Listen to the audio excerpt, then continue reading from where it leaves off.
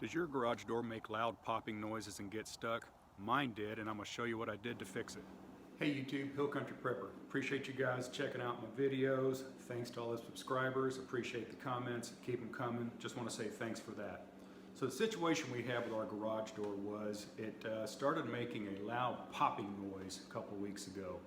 At first we thought it might have been from the rollers that the garage door rides up on the track on. It seemed like it was coming from this side, so we tried to keep an eye on it.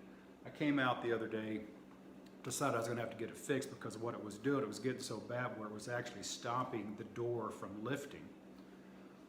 So what I did, I came out and I did an examination of the rollers themselves, thinking maybe I had a bad roller.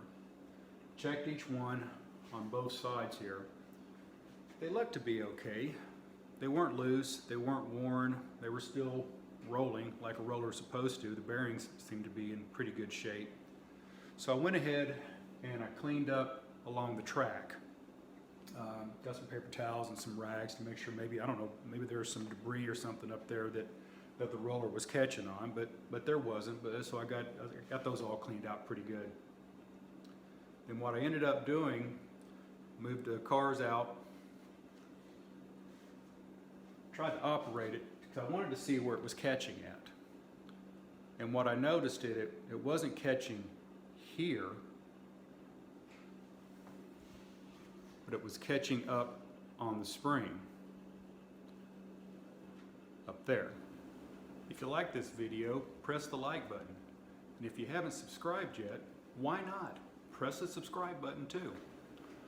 Now what I noticed when I did operate the garage door opener and it was opening the door, I could see that spring kind of jerk. So that turns out that's my culprit right there.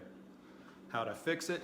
Real simple. I took some WD-40 and I just sprayed it along the top, let it soak in, operate the door, popping's gone. So I made sure that I lubricated it really well. I'm going to do it again here in just a minute, just to make sure. I did this yesterday. I'm going to do it again just to make sure it's all still lubricated. That solved my problem.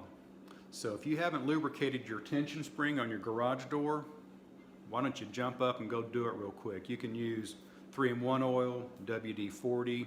I've even heard now that you can use some just engine oil. Just put it along the top of the spring, let it soak in. Of course, wipe up any mess. Anyway, that's the fix. Hope it helps you out. Hill Country Prepper. Thanks.